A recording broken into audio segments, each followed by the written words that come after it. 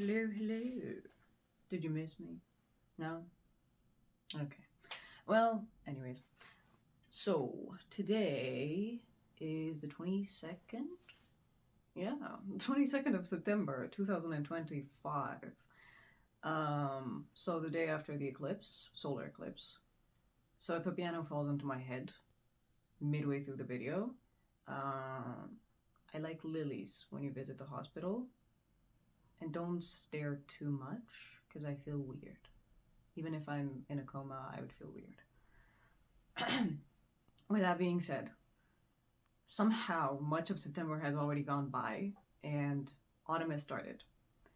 Full disclosure, autumn is probably one of my favorite seasons. Yes, I'm basic.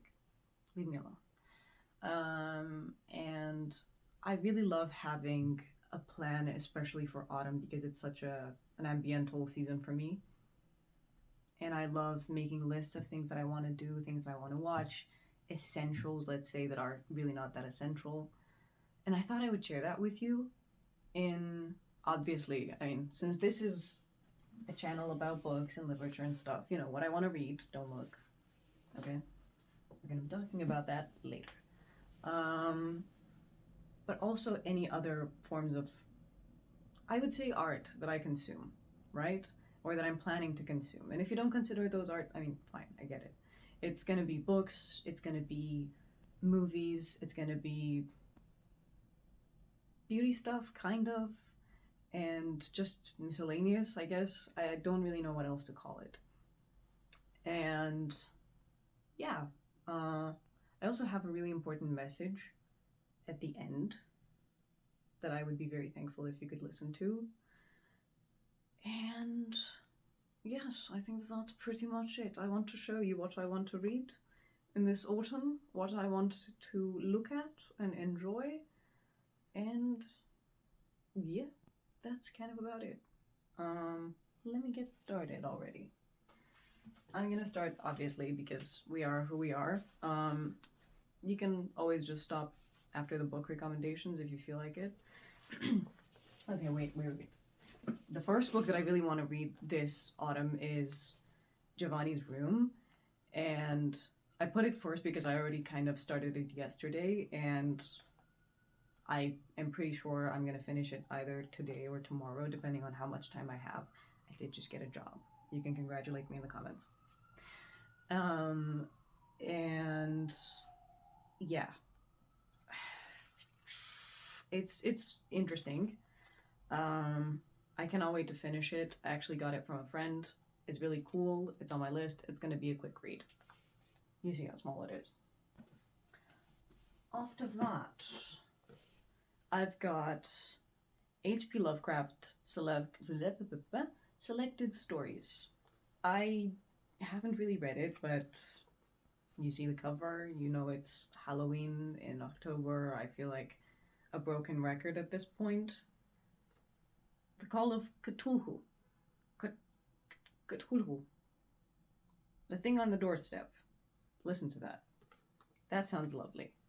I'm just expecting some kind of old school horror sci-fi vibe that I think would be really cool for autumn. And I've never actually read Lovecraft, so I think I would really like to go into that route of things because I feel like he's a classic, especially for autumn, and I don't see him mentioned a lot. Anyways, I'll let you know how it goes. After that, I read Lolita this summer, and listen, you don't have to agree with me, but I did enjoy it.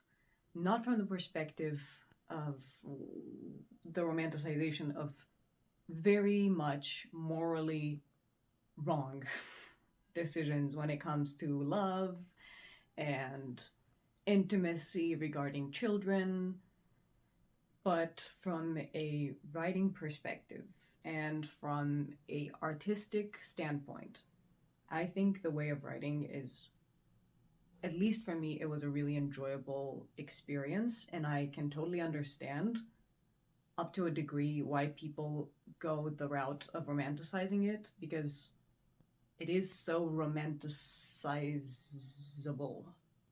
Jesus. However, I think that that's kind of the whole point of Lolita. Anyways, I digress. Because I enjoyed it, and I really like the writing style, I thought I should look into something like Pale Fire, that is maybe a bit more on this route of murders and things happening. I mean, I think there's just one murder. I'm not entirely sure, but I wanted to explore more of Vladimir Nabokov, and yeah, there's that one. Also, it's been on my list of things I want to read for such a long time, it's not even funny. Even before Lolita, because I didn't realize at first years ago that that was the same writer. Here's one that is new, and I actually got. Just picture this. I went into the bookstore and I saw this. My friend pointed to it and she said, "Oh, you would like this." And I went, "Yeah, I would." And then I went away. We didn't go there for a couple of days, and I came back by myself to buy it. So basically, it's called Monsters, and it's about what do we do with great art by bad people. Which is a question that I ask myself a lot of the times, because I don't know how many of us haven't had the experience of really enjoying an artist just to find out that they are a questionable human being, and it's sometimes hard to separate the art from the person. And while I understand that good and bad are very vague terms, you know? So I'm really, really curious how this is approached. Also, it mentions David Bowie, which I really, really like, but I know that there's some controversy about David Bowie and one of his characters specifically. So, there's that. Labvana. I started Labvana either late spring or at the beginning of summer, and I went through up until here and I said, no, I cannot continue anymore. Not because I don't like it, it's good, but the atmosphere just does not fit, and I feel like this would be so much better of a read for autumn, so I'm going to keep it off and put it off, Jesus. And I would really like to read it. I feel like it's going to be a beautiful, disgusting, questionable, dark, slightly gothic in a way, maybe more simplified, not the gothic that you'd think of, sort of book. And I don't know. I'm really, really curious. I mean, you look at the cover and it just screams fall read, right? It cannot be just me. What's next? Okay, here's two, actually, that I think people might not necessarily expect of me. I'm gonna start with, I'm gonna start with the religious one. I am not a religious person. I am purely an anthropologically curious person. So I am tempted to read even books like the Bible and all of that because I think it's really important for me to know that kind of stuff. Religion has been a backbone to our society for so many years, and I don't think it's unimportant to look at that kind of stuff, of course. So I have here the Book of Enoch, in Romanian, to be fair. This will be very interesting to go through. I don't promise that I'm gonna go through the full thing, but I'm gonna try. I'm very, very curious, and it looks cool. Like, it has pictures as well, you know? See? Books with pictures. The ambulance is here for me. Oh no. The last book I would like to read is actually, again, sorry, it's in Romanian, but it's about art and Egyptian art and art in the Mediterranean civilizations. And the reason why I want to do that is because I have a bunch of books about art and different periods like the Renaissance. And I think I talked about this in my book collection video from months and months ago. But I would really like to crack them open and actually look at them, because I don't want my books to just sit there and be pretty. So this is the one I chose for right now. And there's that. I have another one. Let me bring my ebook. Last, but certainly not least, And this one comes with a little fun thing. I am part of a book club on this app called Fable with a friend of mine, really good friend of mine, and there's barely 5 people there. So just so you know, in case you don't have anybody to talk about books with, none of your friends are passionate about this, or you just don't feel comfortable, or I don't know, whatever it is, doesn't matter. We're more than happy. We don't make any income from that. It's just 5 people right now talking about books and commenting on chapters and deciding together what to read. And everybody does it at their own pace. You know, just saying. The only thing is, I'll put the information in the description, but you will have to download an app if you're curious, and that is Fable. So if you don't have storage, make some. I'm kidding. Yeah, and the book that we're reading right now is We Have Always Lived in the Castle by Shirley Jackson, which, again, classic Halloween-y vibe, a little bit horror. I don't know to what extent. I don't think I'm gonna be scared or anything like that, but yeah, this is the book that we're reading, and it's quite short. It's quite lovely. I feel like most of the books that I've chosen are somewhat comfortable. You know, they're not babble, or they're not Don Quixote. So that's good. And this is technically it on the part of reads. Highly recommend that you join the book club. It's very nice if you like the motivation, actually. I promise you. It's increased my personal reading speed. Although, to be fair, I constantly read 3 books at the same time because probably some degree of ADHD. I don't know. Maybe not. I don't want to self-diagnose. Okay, let me get into the drinks. Also, how cute is this cup that is a pomegranate? I can't tilt it too much because I actually made tea. Got it with a friend, and I think he got a matching grapefruit. Anyways, my preferred drinks in autumn, which I know some people would associate this with winter. I associate it with both autumn and winter, so cocoa, hot cocoa. This is actually quite fancy. I don't know. My dad got it. It's a gift. I'm using it sparingly because I feel like it's some kind of golden thing. I don't know. Maybe it's gold dust. And then I really like fennel tea. I don't know why. I can't explain it. I know some people hate it. I love it. I think it's also really good for digestion. If you have any kind of stomach issues, try it. What else? All right, let me get into the beauty stuff. So, as probably every other person that wears nail polish in the autumn, I do prefer dark nails in the autumn. And again, I know that I have the nail size of a baby. It's okay. Happens to the best of us. I usually prefer colors that are either purple or like a dark purple. I've tried red, and I don't think it suits. I don't feel like myself. I don't know. Black, again, same thing. So something like this that is kind of a brown, gray, mauve, dark thing. Really nice. It's from Trend It Up, the glossy gel nail polish. I don't know the shades because they never offer the shade, unless I'm completely blind, which is also a possibility. And Rimmel in the shade Black Cherries. Very basic, really good. Lasts on me, and I'm the kind of person whose nail polish peels off in 3 days. So, on to the next thing. I like burning incense all year round. I don't really have a time in which I do so more than others, but let's say for the sake of the video that this is more of an autumn-y thing, and I will say I do it more consistently in the autumn. I have incense, but I prefer incense cones to incense sticks, you know, the ones that I would put in this kind of thing, if you can actually see it. I don't know if it's in frame.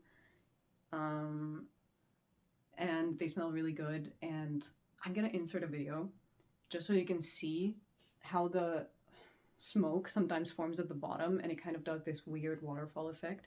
It's so cool when I see it.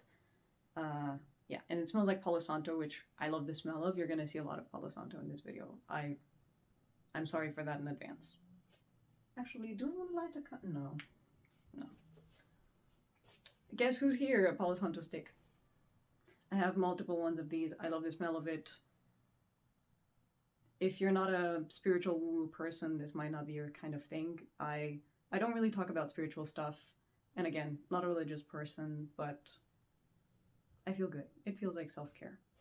And that's what's important. Okay, I'll get into the smell goods, but I'll start with the oils. So, if I'm gonna try to make it more budget friendly, and then I get a little bit fancy. So I have Palo Santo oil. This is actually kind of stinky. It's a bit too stinky. It almost smells like licorice as well, which I don't like per se, but normal Palo Santo or this in a very small quantity on your wrists smells really nice. Like a witchy shop that you would find in Bucharest, which is where I got this from. What do I have here? Vetiver oil. This, I don't know if every single vetiver oil smells like that, but from this specific brand, it smells like I'm in the countryside in Romania in the mountains, and I'm at my great-grandmother's, and I'm entering the basement, and it's concrete, and it's wet, and there's some barrels that are in the back, and there's also a smoked feeling, as if there was some, as if there's something smoked in there. It's grassy, vegetal, and smoked. I love it. My roommate back in the day, when she smelled this, she just went, "Ooh, what's burning?" I'm burning. And then lastly, I don't actually like to drink green tea, which is going to be probably controversial to some people. It's not because I don't like it, it's because I get nauseous. No matter if I eat, if I don't eat, I don't know why my body reacts that way to it. Yeah, this is a green tea essential oil. It smells really refreshing. It's still quite green, but very much opposed to the ones that smell smoked or just a little bit weird. Let me get very quickly through with the perfumes. The first one is, wait, let me start with the affordable one. So the first one that I would recommend is Encre Noire by Lalique, and I just want you to close your eyes and imagine you're a writer. So you inherently have this smell of ink that is slightly dark and a little bit metallic, almost, and wet, attached to you. And somehow you're on your way to Dracula's castle, and for some reason you're walking through a forest. It's dark. It's just rained, so the earth is still wet. You trip on some kind of, I don't know, thing that's over there, on some root randomly, and you fall nose first into the ground. That is exactly how this smells. It smells like a wet forest ground, and it's quite gothic and a little bit cold and humid and beautiful. Doesn't really last a whole lot though, which is expected. It's eau de toilette. After that, I have from Serge Luton, Dans le bleu qui pétille, which I think it's translated as in the blue that sparkles. Anyways, I know a lot of people might be surprised because this is a marine fragrance, so it smells like, it smells like you submerged a Orthodox church that has this woodiness and amberiness and incensiness into a salty, algae-covered ocean. It's very interesting. Yes, I could totally see somebody wearing this for summer, but I would capture it as late summer going into autumn, and honestly, I'm just gonna wear it because I like it whenever I want it, so I highly recommend getting testers if you can, because they're still legit, okay? And then lastly, I think I mentioned this in a TikTok a while ago, but Histoire de Parfum in 1826, sorry. It's such a mishmash of things that you wouldn't expect it to smell the way that it does, but to me, it just smells like you're in a haunted library. It's dusty, but it's so well blended. Like you can touch some florals in there as well. But the first thing that you smell is like a dusty, woody bookcase and some flowers wilting somewhere. It's like the ghost of a library. And it is a bit austere. I will definitely give it that. Sweet. Now to take a little break from the product type stuff. I made a list of the movies and TV shows and a podcast I would like to look at. I said that already. I decided to go with not a lot so I don't oversell and underdeliver. So, I would like to watch The Witch, the one with Anya Taylor-Joy. It fits the vibe of autumn perfectly. I mean, it's in the name. Death Becomes Her, I've actually watched and rewatched multiple times, but I watch it every single autumn season, as well as The Addams Family, obviously. I also put in Sleepy Hollow. It would be the second time I watch it. Very beautiful ambiance. Not the craziest on the plot per se, but I think it makes up in everything else. I also have The Phantom of the Opera. I think the one from the 90s. The one with Emmy Rossum. That one. Because I just finished the book and I have a decent relationship with it. There's aspects of it that I like, and I'm curious how they adapted it into the movie. Then I have Nosferatu, except not the recent one, the 1922 version. I did like the recent one more so for the ambiance than anything else. I think it's good. Yeah, I don't know. I think not everybody's gonna like it. I wouldn't make my mom watch it, for example. She wouldn't like it. Then I have Labyrinth, the 1986 version, the one with David Bowie and Jennifer Connelly. I'm just curious. I don't actually know what's going on. I know it's supposed to be a bit surrealist, or that's the vibe that I get, and I've been very curious for a long time, and I still haven't watched it. And then I have Metropolis, the one in 1927. It's from the looks of it really cool. I don't know if it's conspirational or anything like that, but probably around society and all of that. And I love those types of movies. Okay. I also put in 2 TV shows. So for the more cozy animation, sweet vibe, I started to watch last year, but I did not continue watching Over the Garden Wall. I think it's really wholesome. And then on the more serious route, because I've been seeing it so much all over my For You page, I've had it recommended once, Twin Peaks. And then for podcast, I went with the Decoder Ring. I think you can find it on Spotify. And it just looks at cultural mysteries, you know, anything from habits to small little details you wouldn't necessarily think of, but they are explained, you know, little cultural aspects that you wouldn't even think. Like, I think I saw a TikTok, that's why. It was basically why the stereotype of British people having bad teeth and stuff like that. So I'm really curious. I promise you I'm almost nearing the end, okay? So,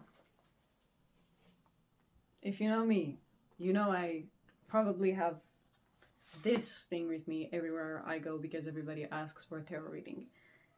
Something I don't talk about is my fondness of tarot reading and oracle cards and all of that. As you can tell, I have a lot.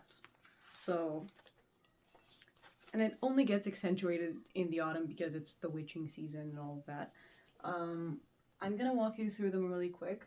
So this is the first tarot deck that I ever got. I think it's really sweet, really whimsical, really fantasy based. The only reason I don't use it anymore is because I kind of wet 2 of the cards and 3 of the cards. And yeah, I feel bad. But I do still sometimes use it. The one that I use the most and the second one I got is the Classic Boy. And fun fact, because I get very scared of the Devil Tarot card, I actually drew Lucy from Disenchantment on it. Just so you know. Oh, let's not put it at the top. I don't know. I feel weird if I put it there.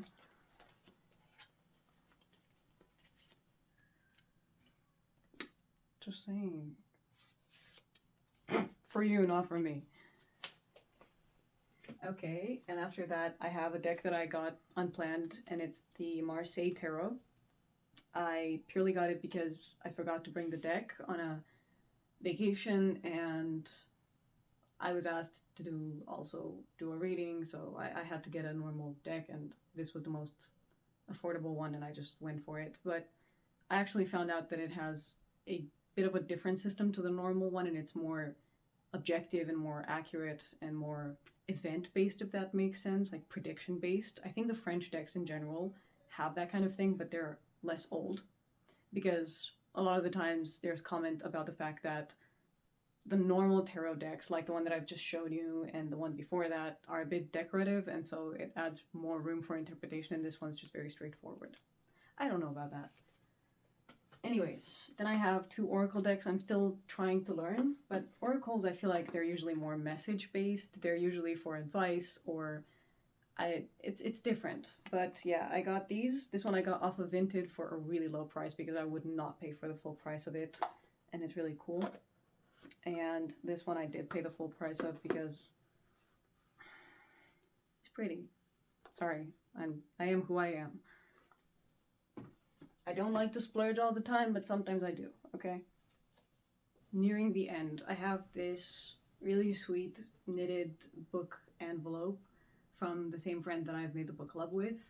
I've probably shouted it out multiple times at this point on TikTok, but I'm gonna do it here as well because it's really sweet. Does everyone need a book envelope? Probably not.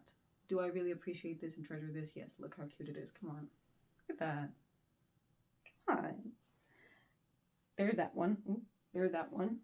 Holds almost every single book except for the Babel, probably, or Six of Crows over there. After that, oh, I bring the big guns. Wait, let me start with a funny one first. I have the Romanian Byzantine Ims. This is the most ominous, cheap thing I've gotten because I couldn't help myself from laughing, and I was with a friend, and I said I'd bring it home, and we're gonna listen to it together. Biblical.